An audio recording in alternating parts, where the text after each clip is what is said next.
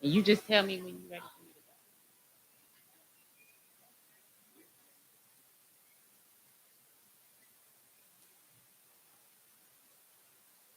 Say it again.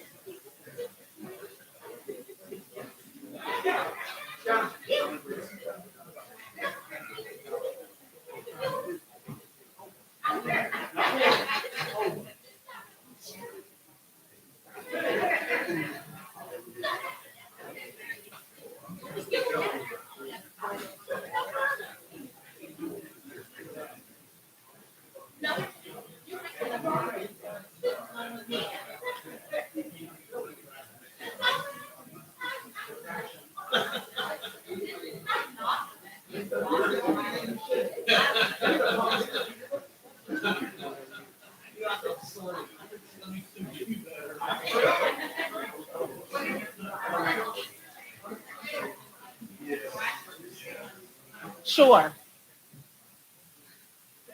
Okay. Good afternoon, everyone. I thank you. I welcome you all to this event. We've had several Black History events on campus this month, and I think this is probably the finale. And so, again, welcome. And Mrs. Davenport has asked that I open the program, and I'm going to read the bio of all of the presenters today, which are like short dissertations, but that's okay.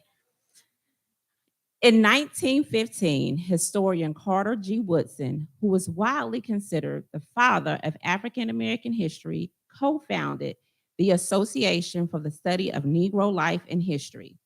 In 1926, the group declared the second week of February as Negro History Week to recognize the contributions of African Americans to U.S. history. At the time, few people studied Black history, and often the accomplishments of early African and African Americans were either ignored or assigned to a benefactor. The second week of February was chosen because it includes the birthdays of both Frederick Douglass and Abraham Lincoln. Many schools and leaders began recognizing the week after its creation in the 1920s, but it would not become an official recognition, nor would it be a full month-long celebration until 1976, when U.S. President Gerald Ford extended a recognition to honor the too often neglected accomplishments of Black Americans in every area of endeavor throughout our history. Black History Month has been celebrated in the United States every February since.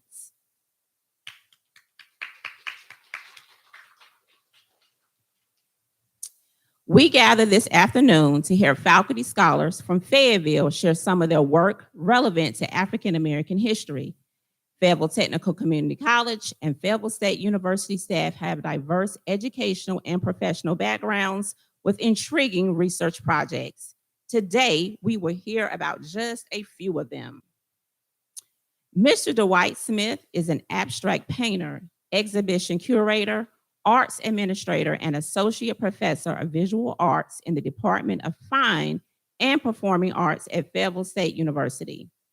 Mr. Smith has a master's in fine arts from Lesley University College of Art and Design in Cambridge, Massachusetts. He also has a master's and bachelor's of fine arts in painting from Wayne State University, located in Detroit, Michigan. He is the founder of the Ellington White CDC and Contemporary Art Gallery in Fayetteville. Mr. Smith is a national board member for the National Conference of Artists, the National Alliance of Artists for HBCUs, Fayetteville Symphony Orchestra, and the Cool Springs Economic Development District here in Fayetteville. He has exhibited nationally, internationally, and his work can be found in many public and private collections across the United States. Mr. Smith, would you please stand?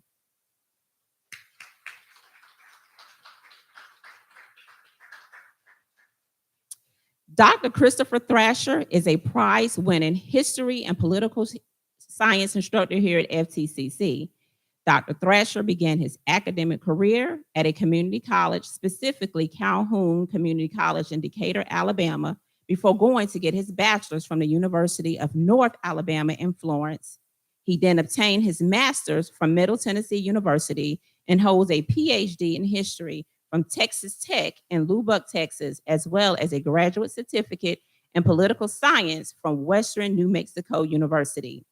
He is the author of Suffering in the Army of Tennessee, A Social History of Confederate Army of the Heartland from the Battles for Atlanta to the Retreat from Nashville, published by the University of Tennessee Press.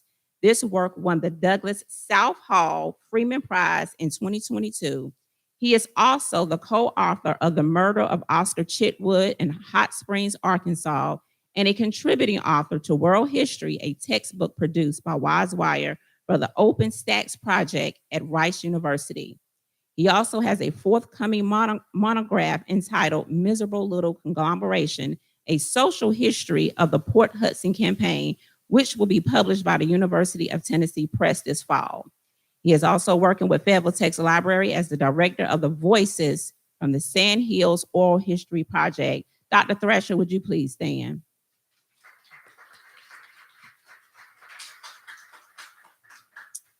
Mrs. Christy Davenport, who is also the organizer of this event, is a FTCC history instructor who was born and raised in Northeast North Carolina before traveling extensively across the Southeast United States. Mrs. Davenport completed her bachelor's in arts and history and secondary education from Elizabeth State University, one of North Carolina's many illustrious HBCUs. Mrs. Davenport obtained her master's in history from Mississippi State University and is currently over dissertation for her PhD at Mississippi State. Her dissertation is entitled From Sundown to Swamp, Finding Limited Freedom in the Great Dismal Swamp. She has presented her research at national conferences and lectured internationally on the history of on American Maroons, and published multiple book reviews and contributed to various chapters.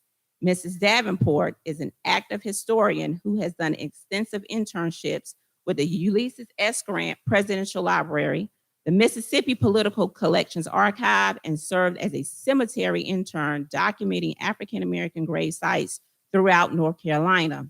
Mrs. Davenport has won several teaching and research awards, including the Melvin L. Murphy Award in Outstanding Research in History from Elizabeth City State University, the Donald Zacharias Graduate Teaching Assistant of the Year from Mississippi State in 2017, and the graduate student winner of the John F. and Jean Marzalak Library Fund and Lecture Series in 2019. Mrs. Davenport, will you please stand?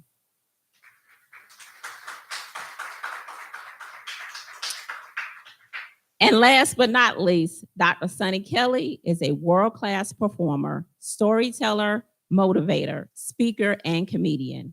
He is active in the community as well as the FTCC campus and various projects, including podcasts, lecture series, and more.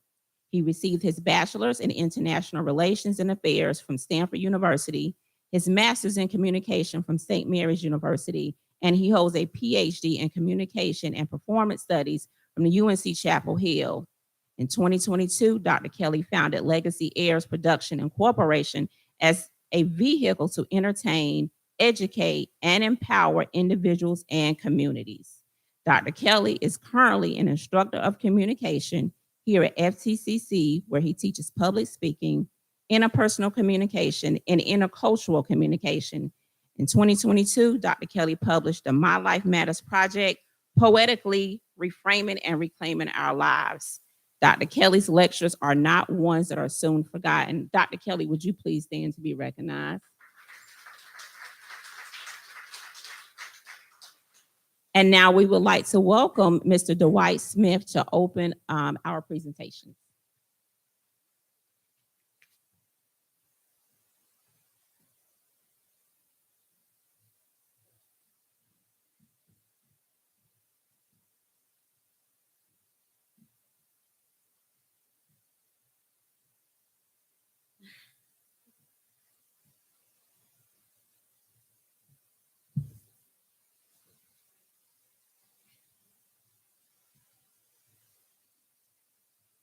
Okay.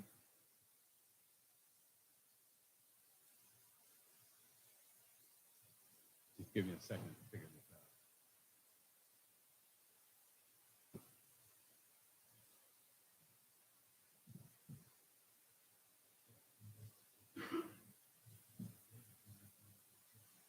Okay, thank you. Good afternoon, everyone. Thank you for being here, and thank you for having me here as a guest speaker.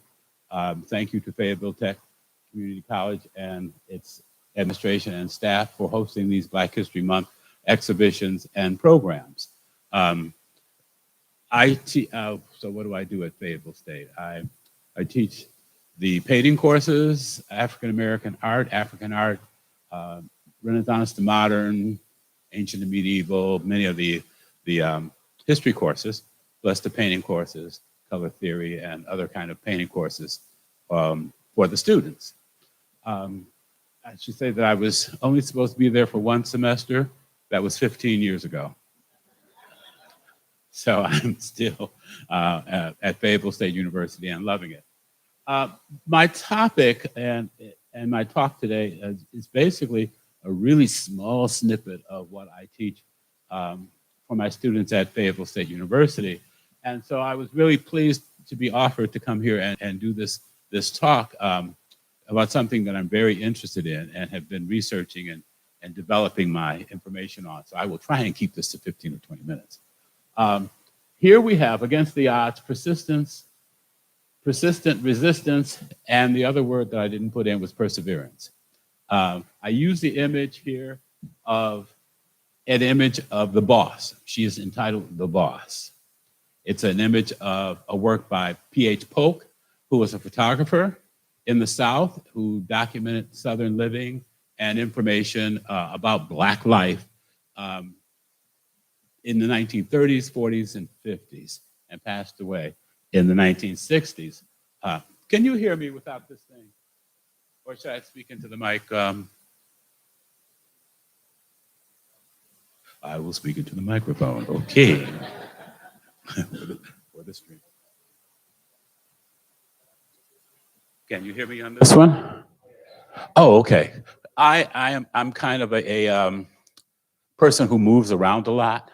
My students will see that I never stand still in my presentation. So thank you for that, allowing me to do that. So this is the one image. This is the boss. I also use this because I think this is an iconic image done by Polk that kind of, for me, represents the whole existence and the strength, the resistance, perseverance, and everything that Black people have gone through to maintain an existence here in the United States. So I use this because it has strength, and Black women have been the root of our solvency in the Black community. They have been there for us and have been able to preserve our existence in ways that Black men were not able to do, simply because we would be killed or lynched or dragged out into the street or different kinds of things. So Black women have always been there. So many times the images of African Americans before 1900 were generally those negative kind of projected images of Black life. Images are of enslaved workers in the fields and house servants. That's what we were kind of used to because that's simply what was presented by the dominant culture. It has always been the sense that there have been two streams moving forth in the construct of American culture. There's the Black stream and there's the white stream. And the Black stream has always been trying to survive and persevere under the rigors and just trials and tribulations that have been imparted to it by the white community. So we see that in the enslavement of the Africans in this country, that this has been regulated, where they're regulated since is. Now, I teach basically visual arts, so you're going to see a lot of visual arts here. That's what I do. And so in the antebellum period, trained enslaved Africans, creativity was always here. It has always existed. It has not stopped. The enslaved Africans, when they arrived here in 1619, brought along with them much of their creativity, and they've continued to use it and developed it. Many of them became very, very important in creating furniture, ceramics, furniture for their enslavers. Quilting. I'm sure many of you have seen these quilts and have seen the quilts, have had the quilts. There are probably a couple of quilters in this room that we don't know about.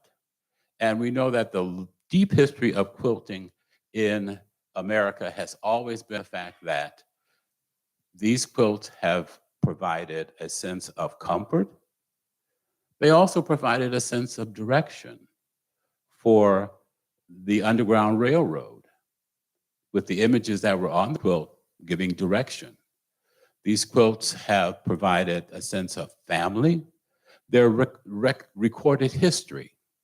So in ways that enslaved Africans were not allowed to create work, such as painting, they were able to do the crafts, the fine crafts, and develop these quilts and other materials.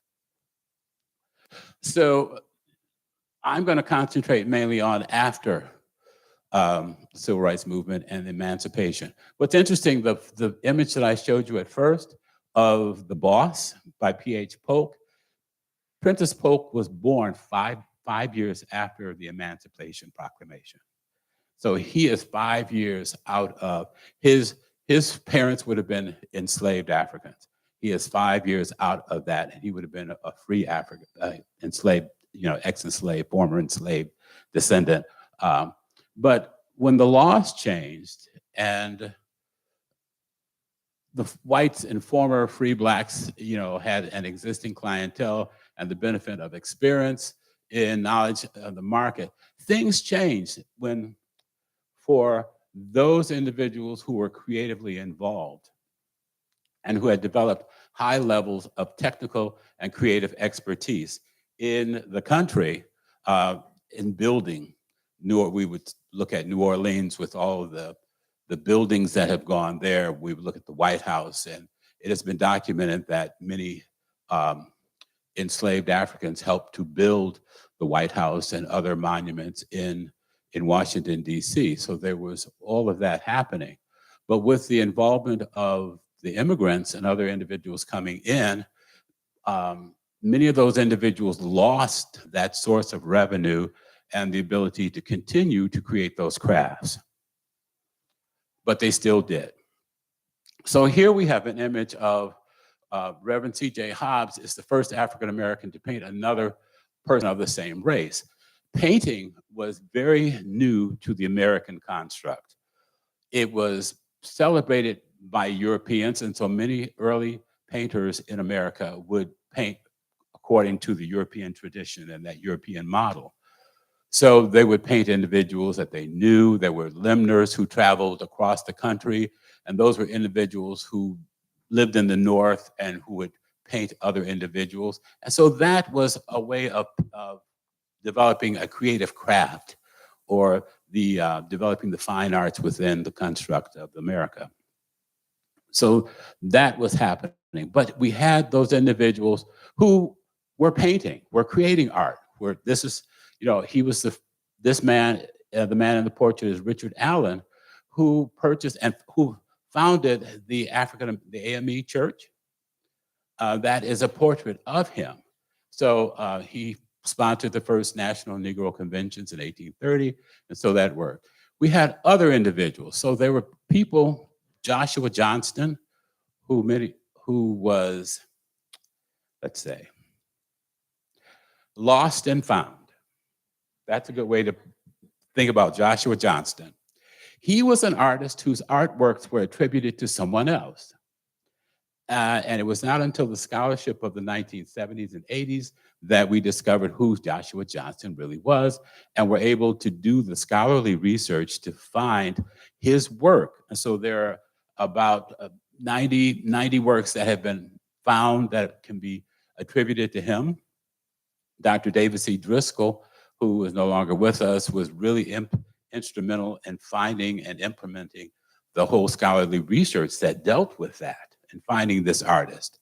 Right next to it, we have Julian Hudson, who was a free mulatto of means, we would say, of wealth. His dad was a French importer, businessman, and Julian Hudson, who grew up here, and this is, I'm sorry for the quality of this slide, but if you would see his image, you would see that he was very fair, had a very prominent income, and was a painter. And this is a self-portrait. It's one of the first self-portraits by a person of color, I will say that, in that time period. And so before the Civil War ends, these are being painted during that time period. Here you have other artists such as Robert Douglas, this is afterwards, who are painting and being involved in that whole idea of, okay, people, we exist, we matter, just like the Black Lives Matter movement. That whole kind of movement was happening during this time period. And you had artists like Robert Douglas, who's painting those images of the Haitian generals who helped the United States in a war against the British, I think it was. But they were actively involved in working with the United States government and the military in fighting a war. Many of us don't know that because we don't know those images that have been presented there. Edmonia Lewis. She is an artist who created artwork in the neoclassical style. She lived in Rome. She could not make a living here in a way that she would like to have done because of the racism of people of color creating artwork and fine art. It's something that was not accepted for many of them. But it happened. But here, I want to show her works. Here she is, a Black woman of Black ancestry and Native American ancestry, who is living in Rome and creating works that address the idea of freedom. This piece is called Forever Free, which shows the male and a female. You know, the male has the bonds broken, and he's free. He's lifting his eyes up to the heaven to say, you know, we have been freed, we have been emancipated. And so this is a sculptural work that shows that.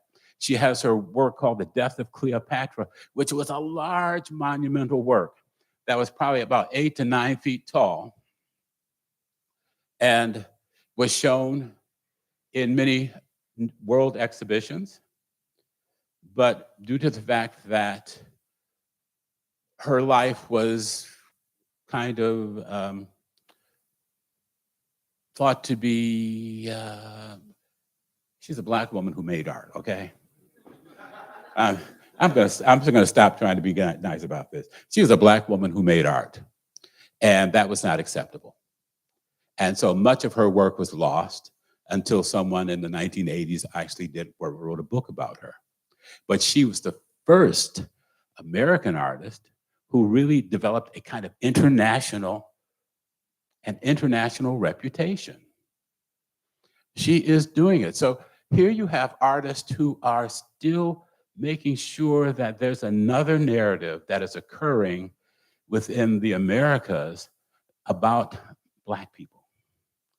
She has done it. Her marble sculpture named Forever Free commemorates the end of slavery. Many of you know Henry Osawa Tanner, who was an artist who became an expatriate also, who moved to France. He lives because he could not paint here. There were many artists artists of color who left here and then moved to other countries, France and Italy. Here we have here Henry Osawa Tanner, who decided to paint 2 paintings, a series of works that dealt with saying that, yes, Black people have families. Yes, Black people care for their family. Yes, Black people have values. When the rest of the country is saying that, one, Black people can't think, they can't do this, they don't like families, they don't care about making a living, they don't care about life, they're shiftless, they're lazy. Henry Osawa Tanner is saying, no. That is not the case. And here is a painting that became very celebrated that you can see at Hampton University. So he's saying, oh, wait a minute. And he is one of several artists who are doing that. Here is his work called The Thankful Poor that says, yes, we have a spirituality. Yes, we have a sense of reverence to life. Yes, here is an older man and a younger child at breakfast saying, let's thank God for our existence. Let's give thanks for our daily bread. And probably giving thanks for hoping that the day would go in a way that there would not be any obstructions, obstacles, or negative kind of situations that would happen. So this is at the turn of the century, the last century, where you have individuals really pushing back. There was a pushback. Why? And this is Meta Warwick Fuller, who is another artist, a female artist during that time period also, before that turning into the 19th century. She has a work that's listed there. Oh, this works. Okay, this is her work called Forever Free. It's dedicated to the sense of the Black community now awakening up to its history, up to its importance, awakening up to the fact that there is a history that is so deep and so important that she shows Egypt awakening, coming out of the wraps and the bonds of the wraps. One of the things why Egypt is so important during that time period with several artists is that that's where it has been promoted, where the birth of civilization. Everyone's talking about Egypt and the pyramids and the pharaohs, and all of that is very important. So she creates a work that deals there. Egypt is also thought as being Ethiopia. The Greeks called Egypt Ethiopia, or Kemet, or there are different words for that. So she's celebrating that in that sense. Also here she's got another work. So these works are showing or saying to the dominant culture and community, there's another way of thinking about life, thinking about their traditions, thinking about us as a people. This is a work where she's the talking skull. The idea is that here is the enslaved person talking to the skull, saying, why am I here? What is this all about? How is this happening to me? What do I do about it? Finding a sense of, trying to get a sense of reason, a purpose for all of this that is going. So this is the talking skull. This is another piece of hers that shows her expertise. So why are these things happening? Well, the dominant culture in America is going along a path that is very destructive to Black people. There is slavery has ended, but yeah, there's pseudo slavery that has been implemented across the country, that is even sanctioned by the federal government. You have this whole kind of situation that Black people are supposed to be free, but we're not free. Nothing is free about it. There is nothing that you're going to do that is going to save your life if someone says, I don't like you because of who you are. You could be killed, you could be lynched. There were over 4,400 individuals who were lynched, men, women, and children, for just existing, or because I did not like your economics, I didn't like the fact that you had a business, you said something to me that I did not like, and there was a sanction across the country said that whatever you did to a Black person was fine. So what you have is, and I show this piece here, The Birth of a Nation, which was tremendously detrimental to Black people because it showed the biases of the filmmaker that presented all of these negative stereotypes about Black people. Now, why is this so important? Because this movie is one of the first movies that had a beginning, a middle, an ending, and a plot. The plot thickens. But it also showed Black people in various environments and negative kind of presentations of these individuals. It also shows the Ku Klux Klan being celebrated in these marches down Washington, D.C. Another problem with this film is that immigrants coming from other countries, going to the movies was a very cheap thing to do. So going to the movies, you get an impression of your new country in such a way that says, oh, this is how you treat those people. Oh, this is how these people act. Oh, this is what these people are about. Oh, these people are scared of their shadows. They think about ghosts. Oh, these people will come and rape your women because that's all they're interested in doing. Not knowing that every person of color in that movie was a white person with blackface on. Every person. So it standardized a kind of ideology within the mindset of the country that persists even until this day. So you have filmmakers like Oscar Micheaux and others who really work to combat this kind of ideology. This is what is being presented by the community. by the white community. You know, just the little nigger still use mine, all mine, lullaby, a lullaby. Oh, Agatha Christie's book, 10 Little Indians, is really 10 Little Niggers.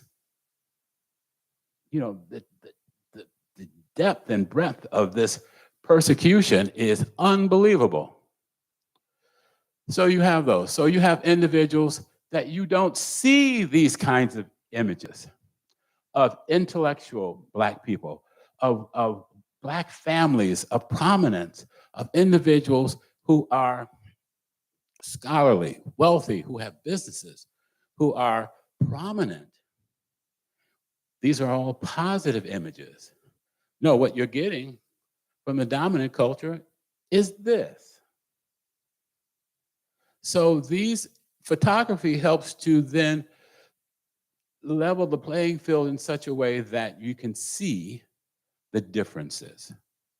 So these become postcards that are sent out across the country by different individuals. You know, you get a postcard done for your family and send it.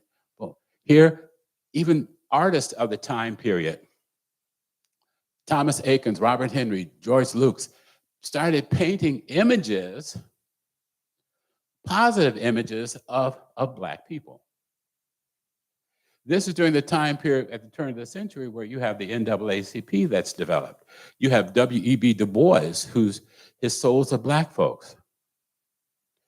You know, so the literary and the artistic community is fighting back.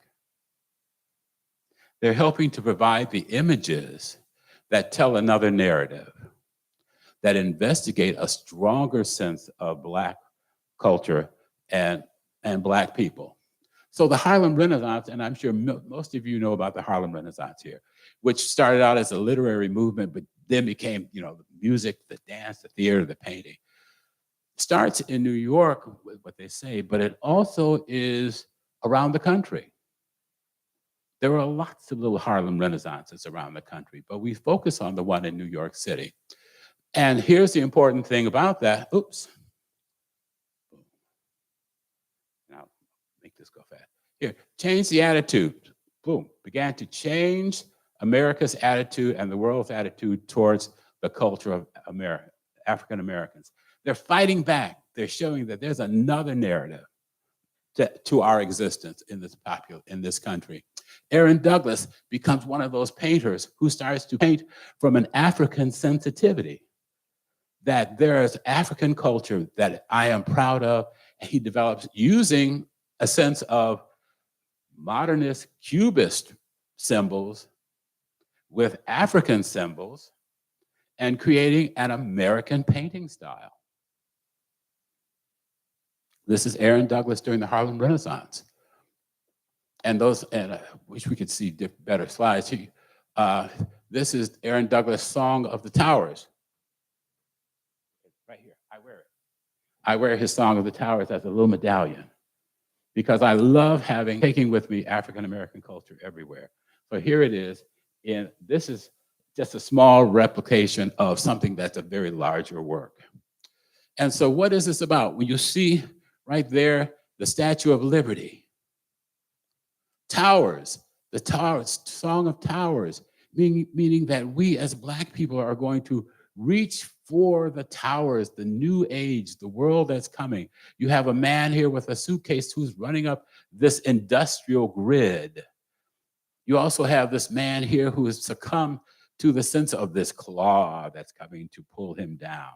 So there's this continuing struggle to exist and look towards the future, the industrial future that is promised, hopefully. Boom. What you don't generally see are these images of oops, go back. The dancer here, you have, this is a very famous dancer in France. Boom. Here is this Gene Kelly. Ooh. You know, when you get to be 75 years old, sometimes you can't remember things as fast as you would like to remember them. So please forgive me on those kind of issues. So here's Gene Kelly, who's celebrating this very famous French Black dancer. You never see these kinds of things. You don't see the Black nude in a very positive kind of format. This individual was a very, very famous model in France. Here you have John Singer Sargent, who creates one of the few surviving nudes of a Black male in a very positive venue or manner. You have Winslow Homer, who has these positive images of these two young ladies picking cotton. And if you research and go and look back and see them on the internet or whatever, you will see that they are very strong, very wonderful, positive images of these two young girls who look as if there's the whole life in front of them and everything is going to be wonderful. Boom. Buffalo Soldiers, Winslow Homer. But then you also have Charles White, other artists of color. Winslow Homer was a white artist, okay, and many of those were white artists. But Winslow Homer or Charles White creates his images of dignity in the 60s and 70s. Look at the spirituality of this dignified portrait, these dignified farmers. And so Black Americans who are visual painters are creating these wonderful works that speak to the pride, the sense of purpose and grounding of Black people in America. Now, you do have those 1960s and 70s revolution pieces. We have always, since 1619, Black people have always been revolutionary and rebels. We have been fighting the good fight. John Lewis says, creating good trouble. So we've always done that. So in the 70s, you had the Black Power movement, and this is a work, this is the Aunt Jemima by John Onye Lockhart, who passed away, who was a painter.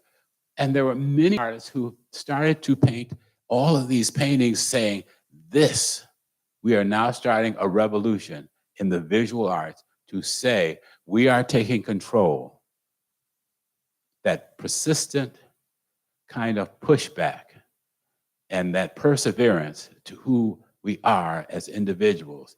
And it starts, and it's being showed in a lot of different formats. So this is Murray DePillars using these colors, these Afro-Cobra colors in these patterns and that are designs that implicate kind of the African structure. Almost done. But there's still a problem. We're still thought of as being, this is Michelle Obama and Barack Obama when they got into the White House. This is what the dominant culture thought was going to happen. That now the Black Panther Revolution had come into the White House. That is not what happened. But those perceived ideas many times filter into the media, and you don't see images like this, which is Kehinde Wiley's wonderful image of a Black man, almost in the sense of the Christ, the fallen Christ or a sleeping Christ. This is, as you can see, a huge painting. It's not a work of art that you can pass by and just pass it by and not see it. But it has the dignity, the elegance, and the sense of this Black male being a presence, a physical presence that is positive. So with that, I'm going to end my discussion. Thank you very much. I hope this was valuable to you. I hope it gave you some information. I was trying to put together in a synopsis, probably about 16 weeks of African American art history. And hopefully this worked for you. Thank you very much.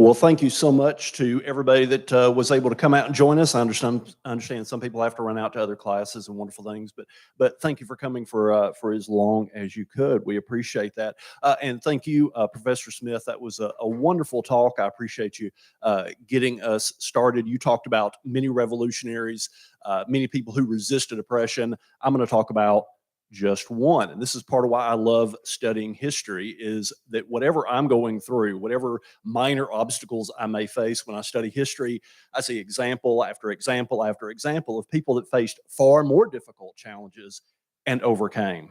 And if they were able to overcome their challenges, then surely I can draw some inspiration from them, and I can draw some life lessons from them, and I can figure out how to overcome whatever small things may be troubling me.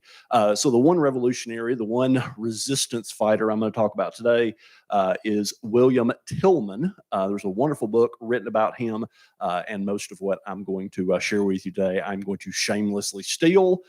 Remember, in history, it's not stealing if you footnote it, so I'm footnoting it. I'm acknowledging where I got my information and giving all of the credit to William Tillman and to the scholars like Brian McGinty who have studied his life and have shared some of these wonderful lessons that we can derive from him. So William Tillman was born a free man in Delaware in 1834. Delaware was a slave state, but he was born free. He took to the sea as a young man. He said later in courtroom testimony, "I have been to sea all my days." He never revealed in the sources that I have access to exactly why he went to sea. However, we know from many other sources and lots of great scholarship out there that many Black men would go to sea. They would take a career on the seas because this was a place where you could enjoy a relatively low level of bigotry. I heard someone comment once, there's not a lot of room for bigotry on one of these tiny ships where you're fighting to survive every day. And so Black men who were willing to work hard and do their jobs well, and certainly Tillman and many others were, found a level of acceptance they didn't enjoy in other places. So that's life lesson number one. We're going to do 9 life lessons today from William Tillman. Life lesson number 1, go where opportunity takes you. And I say this to young people all the time, by all means, if you can find a great spot for yourself in your hometown, be it Fayetteville, wherever it is, that's wonderful. However, you may need to go elsewhere. And if you do, that's fine. Certainly, the life of William Tillman would suggest to us that sometimes you have to go out and seek those opportunities for greater equality. In 1861, William Tillman is working on a small merchant ship, the S.J. Waring. We see an illustration of it here. I do not have anything like Professor Smith's knowledge of art, and I won't pretend to, but I did try to include a few good images, and this is an image of the Waring, which was a ship that Tillman served on. And he served as a cook, so he had a skilled trade. He had a skilled job. He was an important member of the crew and had a job that people appreciated, as we'll see more in just a moment. And so life, as best we can tell, was going pretty good in 1861, but then something happened. And those of you that have studied history know exactly what I'm talking about. I suspect the war came. The Civil War came. The most destructive war in American history came, and it caused horrible disruptions to the lives of almost everyone in America, regardless of their race, creed, color, religion, or any of the rest of it. So the Confederacy had a problem. They had a lot of problems. One of their problems is they didn't really have a Navy to start with. They never really had much of a Navy. And so in order to make up for that deficiency, they enlisted the help of privateers, which privateers basically are just pirates that serve one nation, or at least they pretend to. They're supposed to serve one nation. So what happened was many of these Southern sailors would take their little merchant ships, they'd strap whatever random artillery pieces they could find to their ships, they would take to the seas, they would pounce on unwary, unarmed vessels, they would steal their cargoes, they would steal the ships, they would sell it. Hopefully, they would make huge profits. They would give the Confederate government a cut, of course, because that was part of the deal. But they would also hopefully weaken the Union war effort, and they hoped they would be able to achieve a Confederate victory, which thankfully never came. And this is an illustration of the Jeff Davis, which it was actually named after the President of the Confederacy, Jefferson Davis. And you might notice they are not flying a Confederate flag. They are flying a French flag, which is usually what they would fly because they were trying to be sneaky. They were trying to lie and to deceive. And so they're flying a French flag. They are pretending to be a French vessel, which would be a neutral nation in this conflict. They slip up close to the warring. They are making signals as though they are in distress. They are depending on the warring sailors to be charitable and to want to be helpful to other sailors in distress. And they pulled up alongside. They got up to point blank range. They pulled back a tarp. They revealed their artillery, and they demanded the warring surrender. The warring's crew had no weapons. They were just merchant sailors. They were just men trying to make a living. They had no effective way to resist. And so they wisely surrendered. And then what happened was the Jeff Davis's crew did something that was very common with privateering and pirate vessels. They sent over what's called a prize crew. So they sent over several of their own sailors, several rebel sailors, pirates or privateers, if you like, to take charge of the warring. They brought several of the warring's officers back onto the Jeff Davis to serve as prisoners of war. They left a few of the warring sailors still on the warring to help run the ship. One of the men who remained on the warring to help run the warring as they took it to port was William Tillman. Tillman had a hatchet in his bunk. He didn't have a plan at this point. He just thought he might really need a hatchet pretty soon. There's a good life lesson. Always know the location of the nearest hatchet. You might need it. Certainly, Tillman found his hatchet became very helpful not long after this. Three of the warring sailors, so there's four of the original warring sailors that remain on the ship. Three of them are chained up when they're not actively doing a task. So if they're not actively doing something under supervision of their guards, they're chained up in their bunks where they can't get into mischief or cause any trouble. Tillman, however, was given free run of the ship because he was a cook. And those of you that have worked in food service know how hard that job is. Those of you like me that have benefited from good cooking know how much you appreciate a good meal. And so the one thing they weren't going to do was mess with the guy that makes the food. They wanted him to do a good job and be a good cook. And they were going to stay out of his way and let him do whatever he wanted as long as he kept feeding them. And Tillman was perfectly happy with that arrangement. He says, "Oh yeah, that's great. Don't chain me up. I'll keep you well fed. Don't you worry about a thing." And so he's able to use this to his advantage. There's life lesson number 3. Select a job people value. Select a job that will allow people to give you freedom. Maybe freedom that they're going to regret they gave you pretty soon. The rebels announced their plan. They said, what we're going to do, we're going to take the war, we're going to sail it down to Charleston, South Carolina. And at our home port there in Charleston, that Confederate port, we're going to sell the ship and we're going to sell the cargo. And they told Tillman, as the only black man on the ship, we're going to sell you. You are going to become a slave. And they were very open about it. They said, yep, that's the plan. That's what we're up to here. Tillman had never been a slave, but he was very familiar with slavery, as would every American of the mid-19th century. And so I think this is a point where we try, if we can, to think about what it must have been like for him. What would you do to avoid a life of slavery? What would you do when you're told, okay, in just a few days, you're going to become a slave and you will suffer all the things that a life of slavery entails? Tillman did not run off half-cocked. Tillman did not fly into a rage. He may have wanted to, but he didn't. No, Tillman was a smart guy.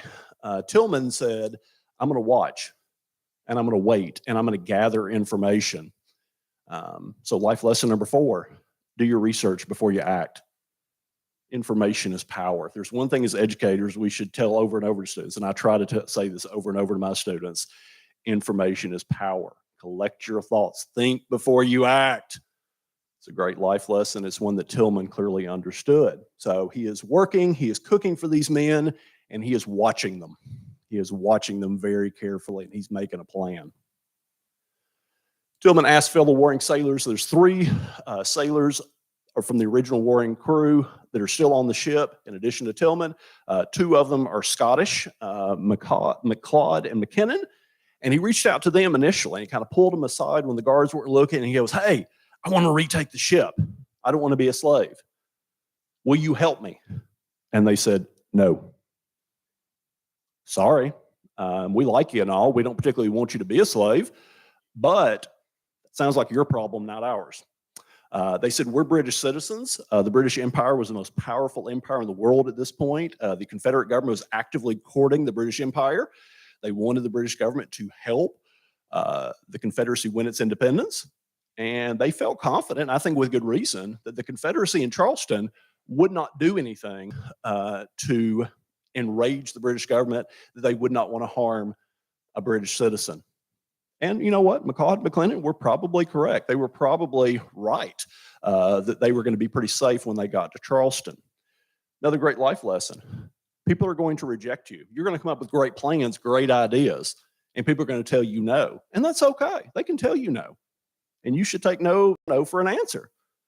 But their no doesn't have to be your no. And just because they don't want to do it doesn't mean you can't do it. Doesn't mean you can't look for other opportunities or other allies or other ways to get what you want out of this life. Another great life lesson. So Tillman then reached out to another guy, Stedding. Stedding was German. Germany wasn't even really a country at this point. The Confederacy had any concerns about enraging or upsetting. And he knew from previous conversations, because once again, he's collecting his information. He's watching, he's listening, he's learning.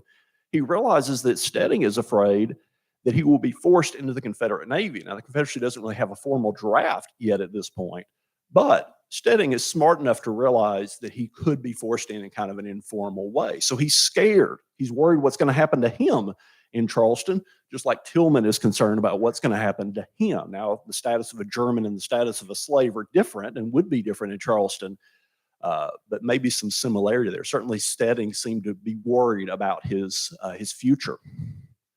So according to later courtroom testimony, Stedding told Tillman, I don't want to see you go into slavery, and I don't want to go there myself.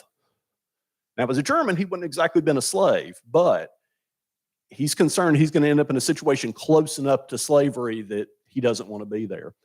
Stedding agreed. He goes, I'll help you. Lesson number 6, make alliances based on common goals. Figure out what other people want. Figure out what other people are scared of. And think about how you can work together to achieve your common objective. That's a great life lesson. Tillman clearly understood it very well. So Tillman has been watching and waiting, and at night, one of the things he's noticed is that the rebels would often let Stedding steer the ship. They would often bring him up on deck and say, okay, you steer the ship at night. Everybody else would go to bed. All the other warring sailors except Tillman would be chained up. The other rebels would be asleep. The rebel guard would be out on deck, and the rebel guard tended to fall asleep because that's what people do at night. So he notices this. And he tells Stedding, he goes, well, here's my plan. He says, I want to attack them. I want to wait till you're steering. I want to wait till the guard falls asleep. And I want to attack. And he says, I will capture all the rebels I can, and the rest I will kill. Yeah, very, very ominous quote. I can absolutely understand why McGinty chose that as the title for his wonderful book. So the rest I will kill. I think it's important to note it. He wanted to capture, but the ones he couldn't capture, he would kill to save his life and to preserve his freedom. So on July 16th, shortly after dark, Stedding took the wheel and the guard fell asleep. Stedding coughed 3 times. Out of public health concerns, I won't replicate. I'm sure we've all heard coughs. I don't want to concern anyone here. I'm feeling just fine, don't worry. But anyway, the guard fell asleep, Stedding coughed, and the signal was made. And Stedding is out there steering the ship. Tillman in his bunk with his hatchet, grabs his hatchet, walks out on deck.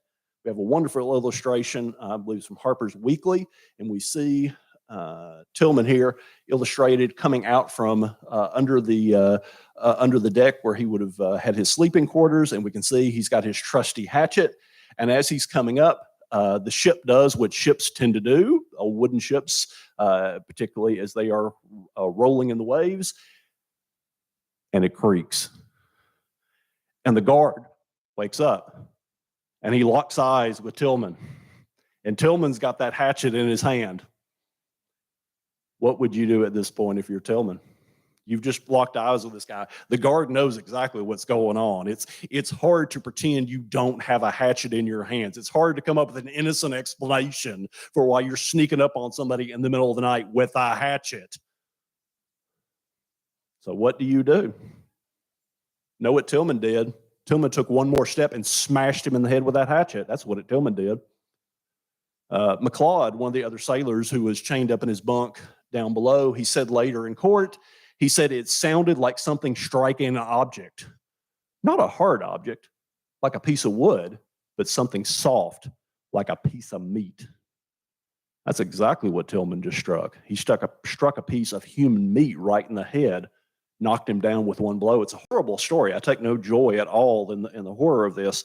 Quite the opposite. Two rebels that were sleeping down below rushed out on deck. This is what Tillman said later. He said, they struggled a little, but I put them overboard quicker than lightning. They all had breathing life in them. And another part of the testimony actually said that in the darkness, he could hear them gasping for air and trying to save their own lives as they drowned with horrible bleeding wounds in that salt water. He says, but as they sank into the sea, my heart palpitated. He felt his heart palpitating. It was a feeling of sorrow that I had been compelled to sacrifice human life. This may be the most important lesson of all, and there's so many great ones we can take from the life of William Tillman. William Tillman said he felt sorrow, and I think his actions in this moment and in subsequent moments make it clear that he did feel sorrow. I hope none of you have ever been in a position where you had to do something horrible to survive. I hope none of you are ever in a position where you have to do something horrific to preserve your life and to preserve your freedom. But God forbid, if you're ever in that position, I hope you feel sorrow. I hope that whatever people take from you, you never allow them to take your humanity. I think Tillman, even in this horrible situation, found a way to preserve his humanity, to remain human, to remain somebody that felt sorrow when he was confronted with the necessity of doing harm to another human being. Part of why I think he was sorry, and part of why I think he still felt that humanity, is when he went down below and he encountered two other rebel privateers that were not threatening him, that were not being aggressive, that were not an active threat. He didn't touch them. He didn't harm them. He just said, okay, guys, now we're putting you in chains. And he locked them up and did not hurt them, continued to feed them even. I think that's another good piece of evidence that he was retaining his humanity, even in a remarkably difficult situation. So now they unlock the other two crewmen, and the original sailors are back in charge. You've got the four crewmen in charge. And so now they have to make a plan. They have to figure out how to reorganize themselves.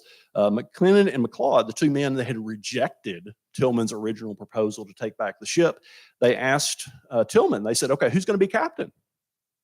Guy with a hatchet. Who's in charge? And Tillman replied, I'll be the same as I was before. I'm just going to go back to being a cook. That's what I'm going to do. And Stedding, he can be captain. I want him to be captain. And everybody agreed. Yeah, that sounds good. Stedding's captain, you're the cook. The other two of us will help out on the ship. It's another great life lesson. Remain focused on I think it probably would have been really easy for Tillman at this moment to say, oh, I'm in charge now.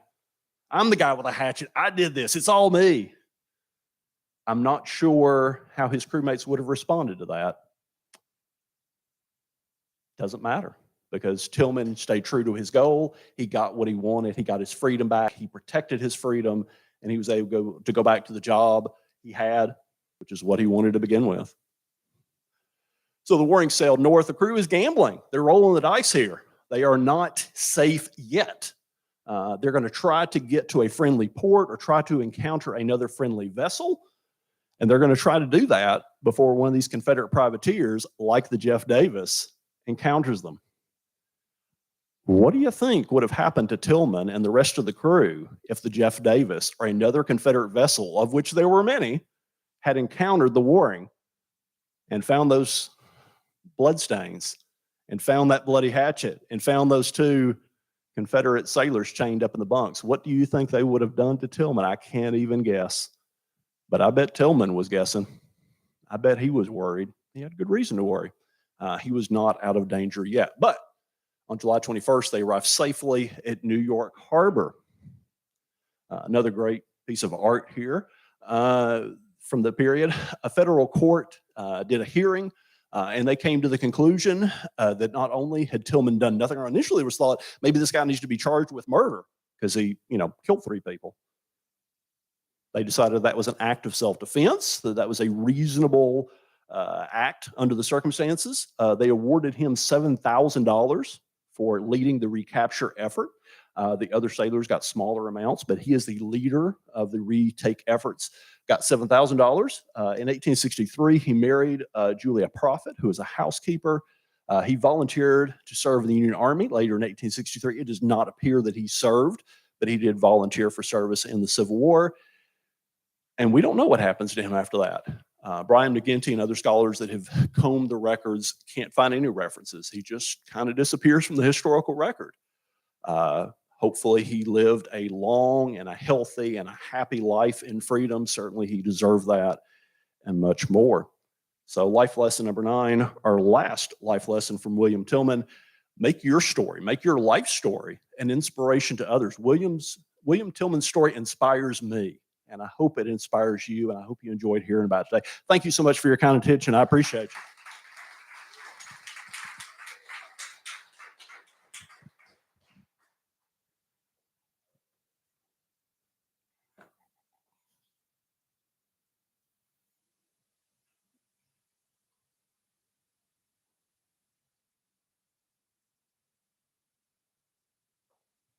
All right, good afternoon. Give me 1 second.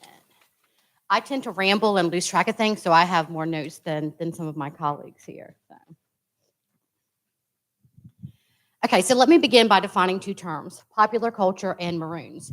We are all familiar with the term popular culture, but Google defines it as this: it is generally something recognized by members of a society as a set of practices, beliefs, and objects that are dominant or prevalent in a society at a given point in time.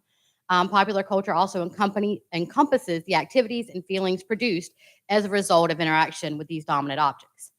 And maroon is someone who typically is, quote, a descendant of Africans or African Americans in the islands off the Indian Oceans or the Americas who escaped from slavery and formed their own settlements. More specifically, the word maroon comes from the Spanish term cimarron, which means a wild beast, and referencing the wildness innate in an individual that would dare to escape bondage. So this presentation is looking at some of the popular culture references that we see in the 19th century concerning formerly enslaved people who self-liberated themselves by running away. Okay. So for the purposes of the presentation, these definitions will work, and I want to elaborate a little bit more. And when we think about art, we do think about this as representing someone's bias, right? Whoever's created this art, or even our perceptions in looking at it, are formed by individuals like our own experiences. So what we're going to do is kind of look a little bit more than that. In the specific thing for the Maroons, for more than a century, the community that have been formed by runaways have been documented in newspapers, personal correspondence, and laws. And by the midpoint of the 19th century, there was an explosion of art created to represent Maroons in the Dismal Swamp. Maroons were everywhere where slavery existed, but I focus on this Dismal Swamp, which is actually very near where I grew up. This growing interest in the Maroons coincides with increased sectional differences, conflicts such as Bleeding Kansas, the caning of Charles Sumner, and pieces of national legislation such as the Fugitive Slave Act, but I will save those for a different lecture. And all of these events did have white Americans grappling with notions of lawfulness, fugitivity, and the moral versus legal aspects of enslavement. Today, we'll look at some of these popular culture pieces and kind of talk about them a little bit more. So perceptions in art, again, is kind of different. When we look at the majority of the works that were created here, they were typically done by well-to-do middle-class white Americans. So I'll almost offer the kind of antithesis of Professor Smith. Okay. Some of this creative work showcased the Maroons as violent, terrifying wildlings running rampant in a vast and impenetrable swamp, and other sources were created by individuals who supported the decisions of runaways to facilitate their own freedom. And a few artists in their works reflected a changing perception of Maronage that was shaped over time and experience. And others used what I refer to as hierarchical empathy, which often results in the enslaved person begging for mercy from an unseen benefactor. which again, we've actually seen the opposite. I believe it was Miss Lewis that had the recognition of freedom. So this is almost, again, the opposite of that was created at this time. Okay? While images shown here are often created for the right intentions, their implication was harmful. So if you look at the posture of the enslaved man, it's subservient to an unseen individual. It also denotes that someone looking at this image will have the viewpoint of glancing downward, which would allow a burgeoning white abolitionist in the 19th century to feel pity while still being able to kind of feel superior to this depicted man. So again, you're honoring the sympathy, the empathy of it, but it's still kind of keeping some of that social conditions kind of subservient. Another instance when pity is used alongside hierarchical empathy is a famous poem by Henry Wadsworth Longfellow, who wrote in 1842 a poem entitled "The Slave in the Dismal Swamp." This is a poem that employs a fictional scene. It's absolutely terrifying, that talks about runaways. So I have a small quote here. I'll read a little bit more to you from this. So this is part of the quote I'll read here, but I have additional stuff as well. So part of this poem reads, "In the dark ferns of the dismal swamp, the hunted Negro lay. He saw the fire of the midnight camp and heard at times a horse's tramp and a bloodhound's distant bay. Where hardly a human foot could pass or a human heart would dare, on the quaking turf of the green morass, he crouched in rank and tangled grass, like a wild beast in his lair. A poor old slave, infirm and lame, great scars deformed his face. On his forehead he bore the brand of shame, and the rags that hid his mangled frame were the livery of disgrace. On him alone was the doom of pain from the morning of his birth. On him alone the curse of Cain fell like a flail on the garnered grain and struck him to the earth." End quote. Though Longfellow does attempt to draw attention to the horrors of slavery, which is good through the prose and biblical references, but the poem still is very socially hierarchical in nature. The subject of the poem is enslaved, that being his only apparent crime, which distinctly separates the experience of enslaved Africans and African Americans from white society. The next image we'll look at in just a minute is a painting done by Edward Cronin. Cronin was a New York-based artist who traveled around Europe in 1857, 1860. He returned to New York after this trip abroad at the height of sectional differences before the Civil War. And he enlisted in the Union Army, and he was actually hired by Harper's Weekly to sketch battles and provide artistic depictions of the war. His affiliation with Harper's and documentation of slavery and social conditions would remain until after the end of the close of war. So this is one of the paintings that Cronin did. This was done in 1888, and this is entitled "Fugitive Slaves in the Great Dismal Swamp."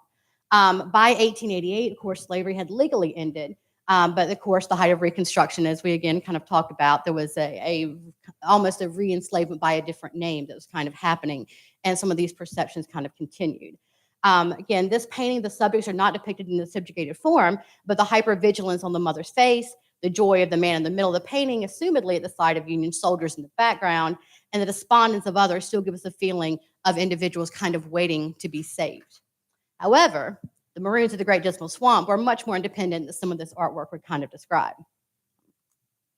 And this is just showing a little bit of a map. The Great Dismal Swamp at the time was very large, still significant, but this gives some imagery to kind of what we're talking about here. Today, archaeologists have discovered 3 separate villages within the confines of the swamp. These villages were large enough to support several hundred people in each one. Estimates range from 10,000, 20,000, up to 80,000 individual runaways found solace in this large swamp over the years. This particular swamp, which again at the time in the 19th century was over 1 million acres, provided refuge for these individuals to live free outside of the laws and customs of the time. Within this swamp, one that was so dense, dark, and impenetrable that it earned the moniker of Dismal, the Maroons carved out an existence that defied enslavers and 19th century American culture.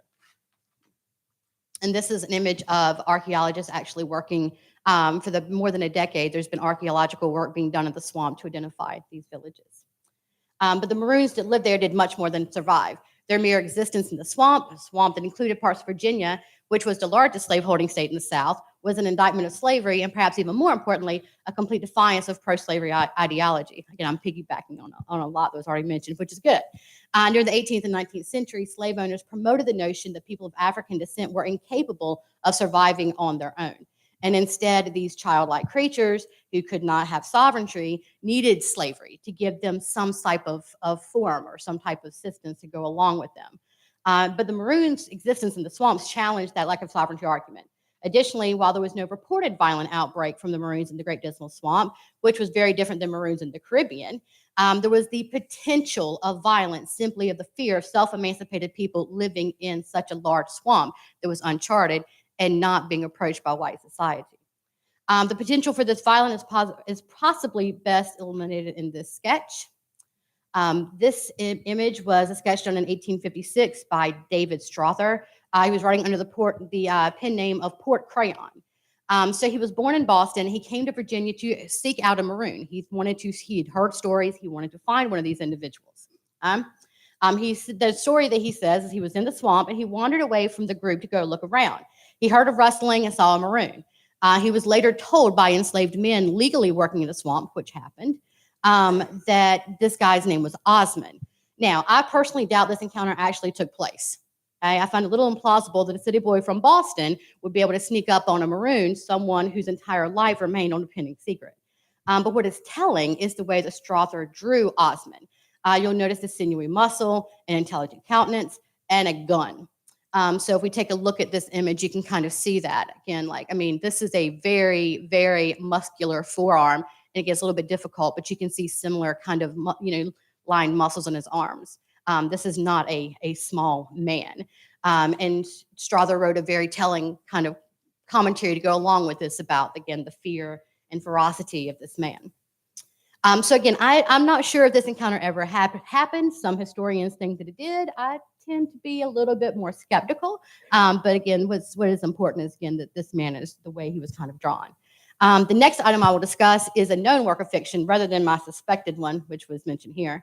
And also, some of the names I've talked about may be unknown to you, but I bet you know this next one. Harriet Beecher Stowe. Okay, this name is one that's much more familiar. Harriet Beecher Stowe is the author of several novels, including Uncle Tom's Cabin, which remains America's #1 best-selling book behind the Bible. I could do an entirely different presentation about the historical memory of Uncle Tom, which is very different than what was actually written, but I'll save that one for another one as well. But I'll also talk a little bit more today about her second novel, which was named Dread, A Tale of the Great Dismal Swamp. Dread was published in 1856, so it was also pre-Civil War, and it did not have the impact of Uncle Tom's Cabin, but some historians, would argue that Dread actually represents a much more well-nuanced plot development and more thought-out characters than we actually see in Uncle Tom's Cabin.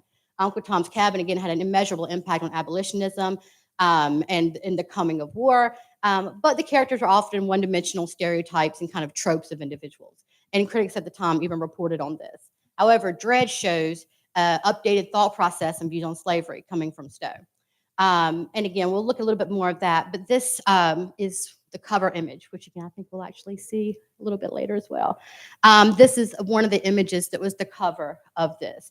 And this is a quote that Harriet Beecher Stowe created to describe Dread. Quote, "He was a tall man of magnificent stature and proportions. His skin was intensely black and polished like marble. A loose shirt of red flannel, which opened very wide at the breast, gave display of neck and chest of Herculean strength. The sleeves of the shirt, rolled up nearly to the shoulders, showed the muscles of a gladiator. The large eyes had that peculiar and solemn effect of unfathomable blackness and darkness, which is often a striking characteristic of the African eye. But there burned inside of them, like tongues in a flame of pool of naphtha, a subtle and restless fire that betokened habitual excitement to the verge of insanity." End quote. And Stowe actually makes the swamp, the Great Dismal Swamp, an actor in the book as well. And she wrote this amazing description of Dread in his surroundings. And this is one of my absolute most famous quotes regarding any kind of fictitious resistance to slavery. So this is what she writes within Dread. "It is difficult to fathom the dark recesses of a mind so powerful and active as his," meaning Dread, "placed under the pressure of ignorance and social disability so tremendous. In those desolate regions which he made his habitation, it is said the trees, often from the singularly unnatural and wildly stimulating properties of the slimy depths from which they spring, assume a goblin growth, entirely different from the normal habitat. All sorts of vegetable monsters stretch their weird, fantastic forms among its shadows." End quote. So Stowe's meaning is quite clear. Her portrayal of a cunning, clever, motivated Dread reveals him to be an archetype of an intelligent slave. Dread himself is an unnatural and wild thing that was born in the slimy depths of enslavement. And like the vegetable monster trees in the swamp with their fantastic forms, Dread found a way to survive and grow in the unwelcome environment of chattel bondage before he escaped and became a maroon. And now this goblin growth of a man utilized an equally uncontrollable landscape, the dismal swamp, to provide a home outside of enslavement. An article found in the Green Mountain Freeman newspaper of 1853 states, quote, "There is at this day, all throughout the free states, 4 times the sympathy for fugitive slaves than there was in 1849. This increased sympathy produces a corresponding increase of facilities for safe escape. When once the runaway is out of territory of slavedom, and even those who were prejudiced against him and increased in colored population would, on that account, send information of masters to runaway slaves, will no longer do such a thing, but rather than them over the time get ready clear of them." And that's a long way about basically saying that over this, as we near war, the Civil War, you start having people having a well-rounded understanding of enslavement, the horrors they faced, and they were less likely to report runaways. This statement seems to hint at a changing perception in how many Americans viewed maroons and runaways during the middle 19th century. Often we see narratives of individuals who gained a more nuanced view applied to the slaves as their life experiences introduced them to a more diverse group of population, including a possible intelligent slave, like the Dread character created by Harriet Beecher Stowe. I think the best visual example we have of this change is seen by 2 paintings by landscape artist Thomas Moran. Moran was born in England but lived most of his life in Pennsylvania. He was a celebrated artist and has numerous paintings hung in the White House and various Smithsonian institutes. His work mostly consisted of landscapes, and he rarely painted people. However, he broke his own rules when he painted, right here, the slave hunt, Dismal Swamp, Virginia. This was done in 1862. In this painting, you will notice a couple fleeing from the swamp. There are dogs on their heels, and in this painting, the dogs are the agents of fear. If you look in the background, you'll see individuals, presumably the slave catchers, chasing them. Again, this was done in 1862, the first full year of the American Civil War. This painting is quite well known and has been the cover art for many books discussing resistance to slavery. However, I use this painting today to contrast it to one Moran did just 2 years later in 1864. And although this was only 2 years later, a lot happened during that time. So again, I know it's a little bit difficult, but so we have again our couple here, and you can see the dogs right here. And it's very difficult to see even within the painting itself, but up in this corner, in the shadows here, you actually have the figures of humans kind of chasing behind them. Also notice the gentleman's posture where he's kind of in a protective pose, kind of running, all right? Again, 2 years later, a lot happens. Abraham Lincoln had changed his views, and you can see this in the initial inauguration speech compared to language in the Emancipation Proclamation of 1863. So this is the second painting that was done in 1864. And you can see there's a change with Moran as well. Notice the brush strokes are much more hurried and the landscape feels more rushed. It feels as though Moran was compelled to revise the original sketch with some very specific changes. In this rendition of the painting by the same name, you can clearly see the woman is holding a baby and the man has turned to fight rather than run. You'll also notice in this version, the agents of fear are the slave catchers and the dogs are the ones that are blending into the background. So again, we have our subjects here. Again, you can tell that this is a baby at this point. There's a knife in hand. This one, you have to search for the dogs, and the agents of fear are more of these slave catchers there. And you can kind of see this comparison between the two. Again, very well thought out, dense, and this one again does feel more rushed. And those very specific changes do kind of imply that he had something very important that he wanted to say to kind of correct from this one into this one. So my ending thoughts are this. I'll explain this in just a second. From the very beginning of slavery in Jamestown in 1619, enslaved people resisted. This resistance would persist over centuries. And marronage was just one of the various ways in which enslaved and free African and African Americans fought for sovereignty, freedom, and recognition of their own value. Some would violently resist. I have other chapters discussing Nat Turner and his memory, as Turner did hide in the Great Dismal Swamp for 6 weeks after leading an armed rebellion in Southampton County, Virginia. And others resisted passively. In the middle of the violence and passivity, we have Maroons, who created homes for themselves and their families in lands occupied, surrounded by slavery. This photo is of Mrs. Wanda McLean. She's retired administrator from my alma mater, Elizabeth City State University. Through Ms. McLean's work, the Great Dismal Swamp became the first non-specific site designated as part of the Underground Railroad through the National Park Service. And non-specific site means there were churches, houses, et cetera, that they knew were part of the Underground Railroad. And Miss McLean actually fought to have the Pasquotank River and the Great Dismal Swamp recognized as, like, we know they used all of this. And so it's a non-specific site. And this was the first one recognized by the Park Service.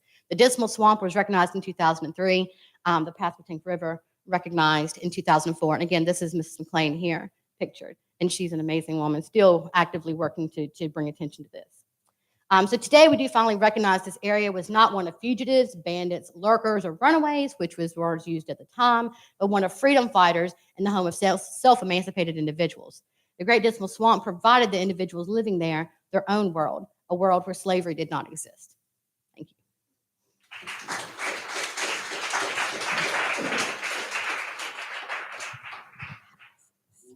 Whoa, freedom.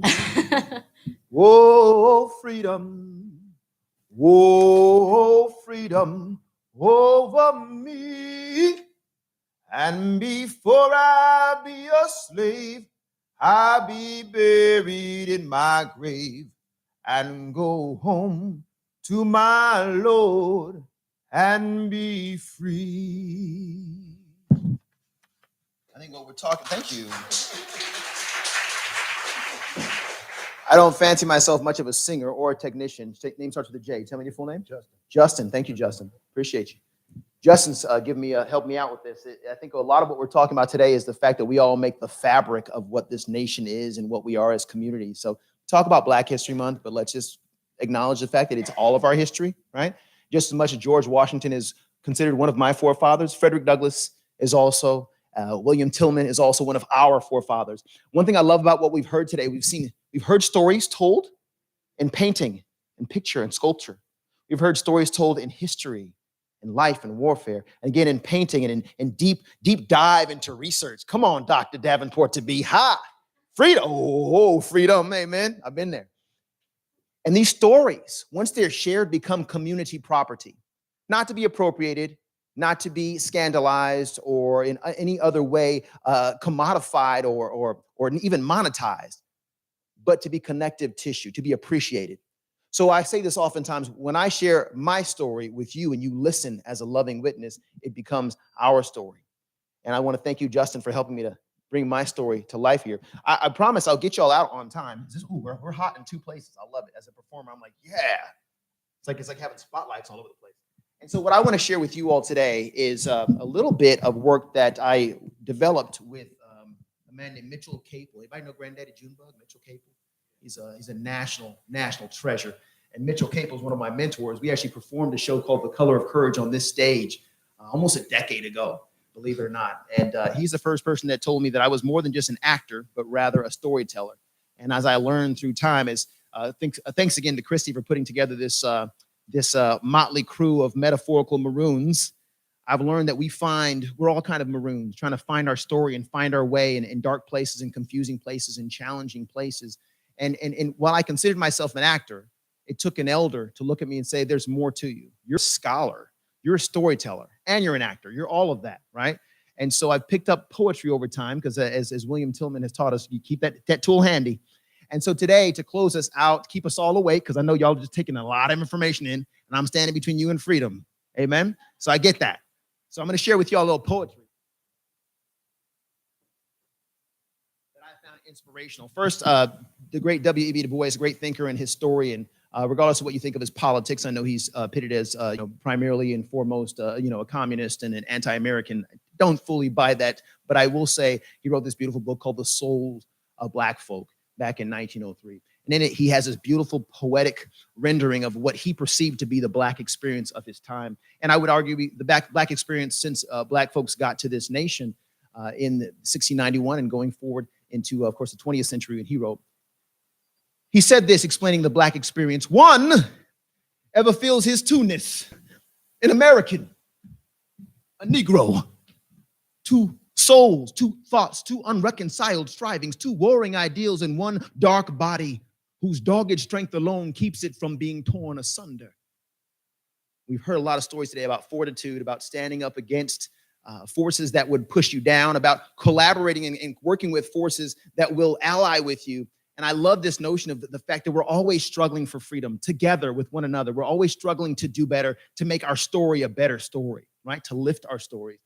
And it reminds me of the work of Langston Hughes. We heard his name mentioned earlier. He was a playwright, a writer, part of the Harlem Renaissance. Y'all were introduced. This is such a great lesson, y'all. Everybody who's learning some stuff today, who learned something you never heard of before in your life? Raise your hand. I'm going to put 2 up because I learned like a whole bunch of stuff from all 3 of y'all. Well, Langston Hughes reminded me that sometimes history repeats itself. And oftentimes when we talk about injustice, or we talk about unfairness, or we talk about people being marginalized or underrepresented, or any term you use, what we're really talking about is the fact that we want to do better. We all want to do better together. And this poem is called I Too. In 1926, Langston Hughes talks about his dream of just doing better as a nation. I too sing America. I am the darker brother. They send me to eat in the kitchen when company comes. But I laugh and eat well and grow strong. Tomorrow, I'll be at the table when company comes. And nobody will dare say to me, eat in the kitchen then. Besides, they'll see how beautiful I am and be ashamed. I too am America. One of my favorite poems of all time. My youngest son's name is Langston, so that kind of works out for me. I can always tie that into a story. This next piece, and it's the closing piece that I'll share with you, is just a testament to the fact that so many of us think about history as simple black and white, oftentimes racially, oftentimes just, figuratively. This happened, that happened. Confederacy was evil. The Union was good. Abraham Lincoln he was the great white hope, and he saved all the black people, right? Shake your head for me. Yes, ma'am. Because it was a bunch of folks who fought on all sides to try to make this thing better. And we came together to do it. And what many people don't know is that at least 180,000 black men fought for their freedom literally in the Civil War. Sailors, soldiers, cooks, all scouts. Harriet Tubman herself was actually a scout. Many women served as well in many different ways as spies, etc. So freedom does not come free. And it was not just handed to people, but it was fought for in a noble fight. And this is a piece by Paul Laurence Dunbar. He's a poet that was born in 1872 after the Civil War. But we know, just as these great scholars have taught us, when we keep the conversation going, the story can live strong in us and it can spark a fire. And this young man, this young poet who died at an early age, was born and raised in Ohio, Dayton, Ohio area. He wrote this beautiful poem just imagining his ancestors and his elders who literally fought for freedom. He called it The Colored Soldiers. Do you think I make a soldier? Do you think I make a soldier? Do you think I make a soldier? Soldier of the cross. The Colored Soldiers by Paul Laurence Dunbar. If the muse were mine to tempt it, and my feeble voice was strong, if my tongue were trained to measures, I would sing a stirring song. I would sing a song heroic of those noble sons of Ham, those gallant colored soldiers who fought for Uncle Sam. In the early days, you scorned them, and with many a flip and flout said, these battles are the white man's, and the whites will fight them out. Well, up the hills you fought and faltered. In the vales you strove and bled, while ears still heard the thunder of the foe's advancing tread. Then distress fell on the nation, and the flag was drooping low. Should the dust pollute your banner? No, the nation shouted, no. So when war and savage triumph spread abroad his funeral pall, then you called the colored soldiers, and we answered to your call. And like hounds unleashed and eager for the lifeblood of our prey, sprung we forth and bore us bravely in the thickest of the fray. Wherever the fight was hottest, where the bullets fastest fell, there we pressed, unblanched and fearless at the very mouth of hell. Ah, we rallied to the standard to uphold it by our might.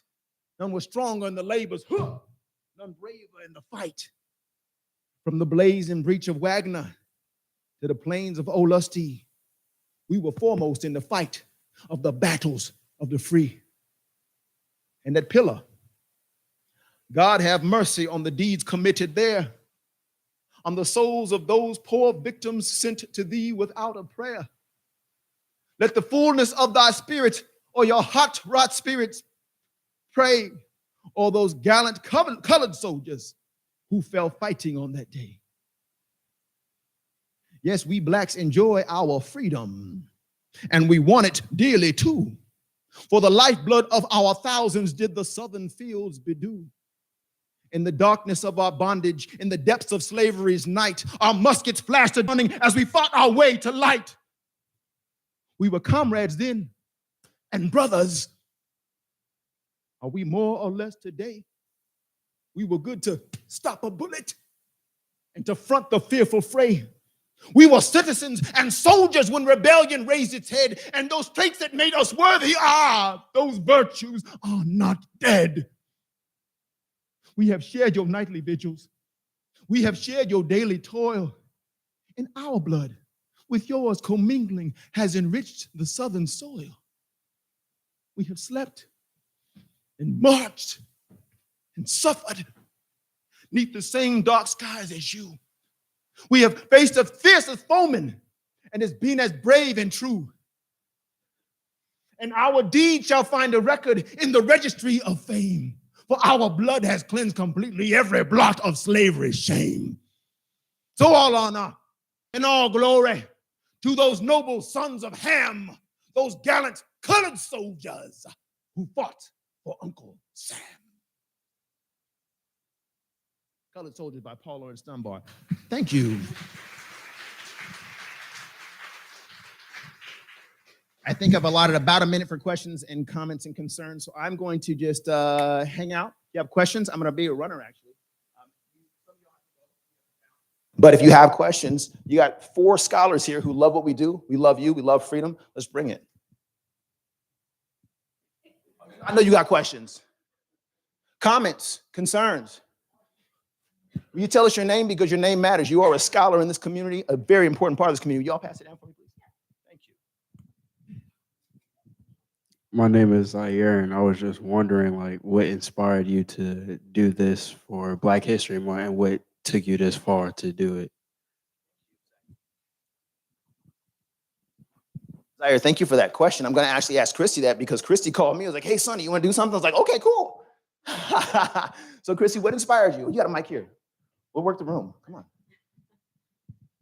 So my thoughts were, I mean, I knew that I was working on my dissertation, and I think my research is interesting. And we have conversations among faculty, and every time I've had conversations with some of my colleagues, I go home and I'm scribbling down notes, and I'm so excited, and there's things that I want to do. So I really wanted to highlight some of the individual research that some of that's done, and some of the talent that is here with your faculty among FTCC and FSU. I'm always inspired when I hear somebody else speak. There's always something somewhere in my mind that gets lodged. And so I put together this panel hoping that we would be able to kind of share with some of that with a wider audience. And so you guys would actually kind of be able to see some of the inner workings also behind our minds. Thank you. Can we give a round of applause to this? Thank you for taking the initiative. Thank you for taking the initiative. And Zaire, I will tell you, for me, what fires me up is just the fact that these stories, somebody wrote them for a reason. They poured their blood, their heart out for them. What greater homage can we show? What greater respect can we show than to lift them up and tell them again and let them live through our research, our art, our spoken word, etc. There was another hand I saw. Oh, hello. I'd just like to share my comments. This is something that is very informative, and it's a refresher. For a lot of us, it's a refresher. And I feel like in any ancestry race, the ancestors were made out of something that we're not made out of. But to hear this and experience this, it's like, okay, let me do a self-check. I'm going to be better when I leave this room. Tell us your name. Deborah Jordan. Thank you so much, Deborah. Thank you. Yes. I don't know about you, but anybody choose one of those 9 lessons? I chose about 3 of them. Like, I got to start doing that, right? I'm going to be better before I came here. No, you good? Okay. I see another hand. Pow, down low. Tell us your name as well. I'm Lee Abel, and I know Christy, and I meant to ask this of you last week. Has any DNA testing been done of any remains found in the Great Dismal Swamp that we could trace our ancestry back to? That would be a really cool thing to find out? No, Thank you, there Lynn. has been some discussion about trying to do additional research to see like, because the markers, and y'all, I am not a scientist, but the markers for resistance to malaria are also the markers of sickle cell anemia. So there was some conversations that maybe let's test people near Norfolk, Virginia, Suffolk, and region I'm from, Northeast North Carolina, to see if there's a higher percentage. That has not been done. The archaeologists that have worked there, I was actually talking to one of them recently, and they have not, and this is surprising because again, in many African cultures, grave decoration is something that's very venerated, right? And they have not found a grave site, and they're actually happy about that because even though that would be, bones from 200 years ago, that would have to stop down the archaeological stuff, and they would have to transport it from an academic site to more of a forensic type thing. So I think they're not excavating areas where they actually think that those grave sites might be. So that they're intentionally kind of there. They have found arsenals, they found weaponry and stuff like that, and different with archaeological digs, but not so much with the DNA. Hopefully that's something that's coming up. Thank you. We got the last two. Dan, and I'm coming that way. Yeah, actually, this is for Christy too. If you covered this and I missed it, I apologize, but what are the oldest dates so far that they've placed for these settlements? And also, what is the latest known occupation of those sites? This is in the middle of the swamp. There is no occupation at all at this moment. In fact, I've been very honored that some of the archaeologists have asked me to go with them, and I politely find something else to do because there are bears and alligators and big snakes, and I'm not going. But they have found at least 3 sites, and nothing is left because these would have been shelters built out of materials from the time. But what I learned with the archaeologists is when those lean-tos decayed, even though it was wood from that area, it changes the composition of the soil. That they've been able to outline where these sites actually were. But like I said, there's nothing. The swamp is now 1/10 of its original size, and they do think there's more settlements and stuff out there that they just haven't located yet. So they've done drones and different things like that they're still trying to kind of do that. Was that? I think it was the second part. Maybe I didn't articulate it well. I was just curious if they know what the earliest Oh, that was it. and the latest occupation.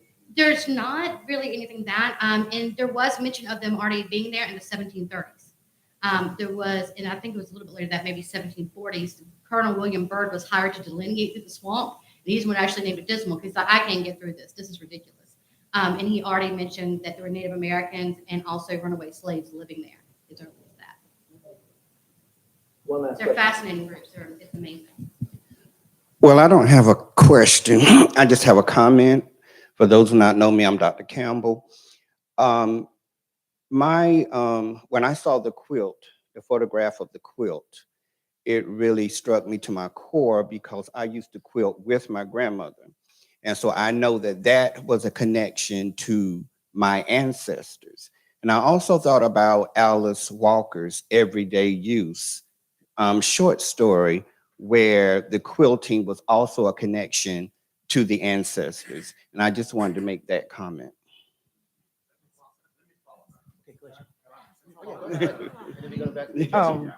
Yes, I'm Dr. Faust, and I have been researching my family for the last 5 years.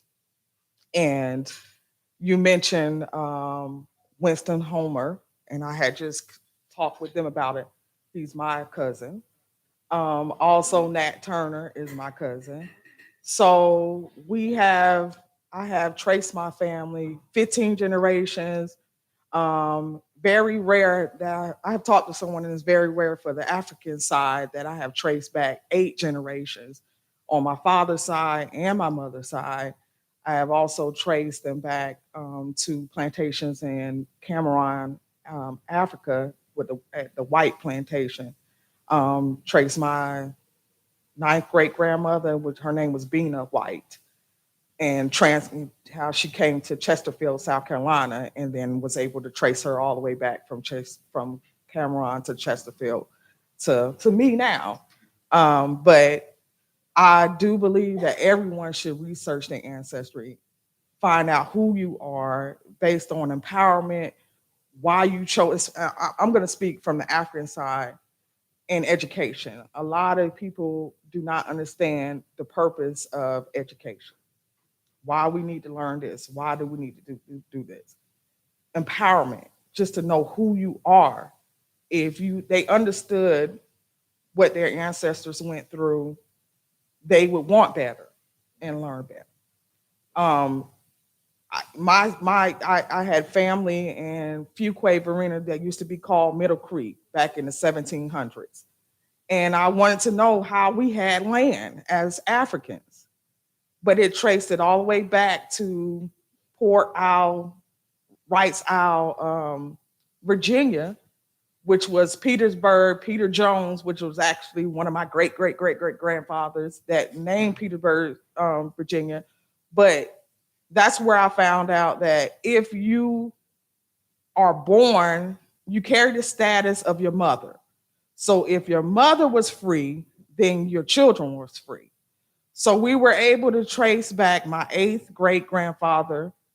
His mother was from Sweden, but was actually she cleaned houses.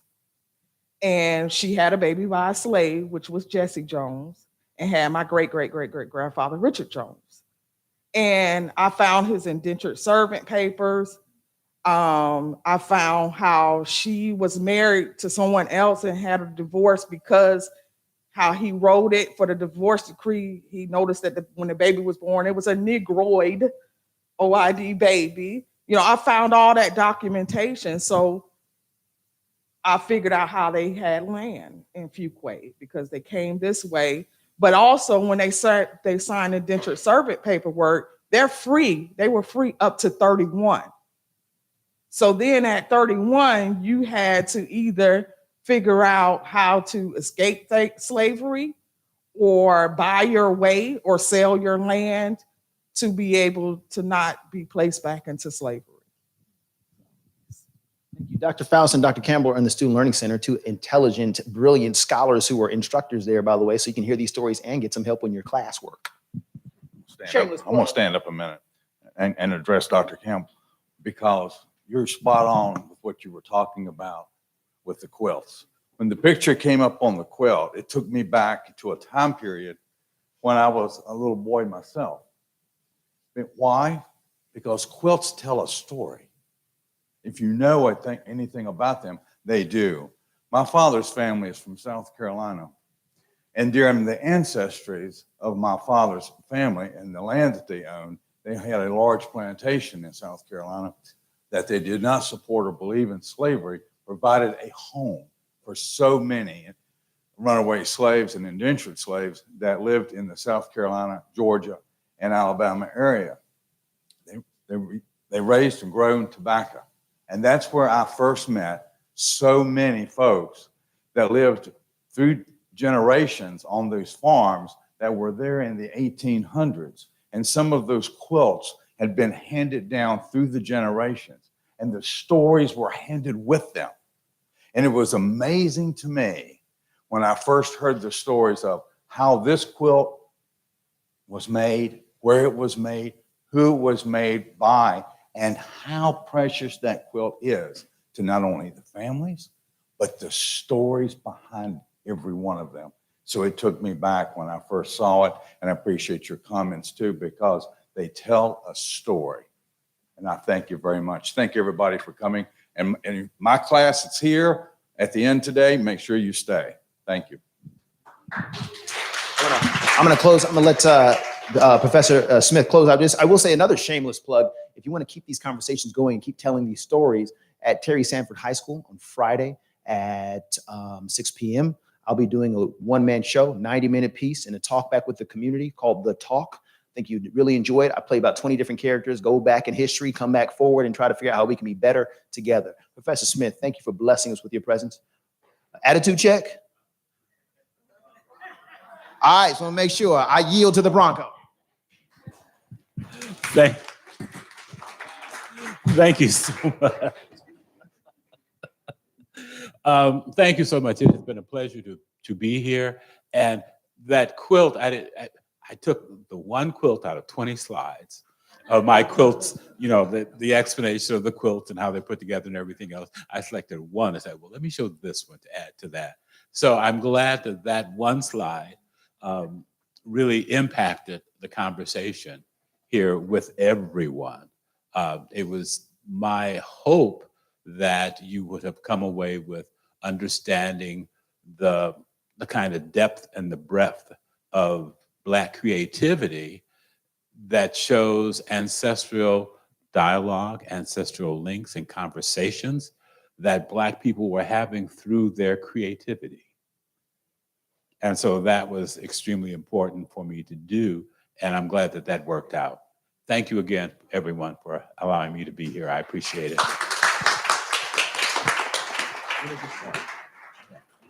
Thank you, guys.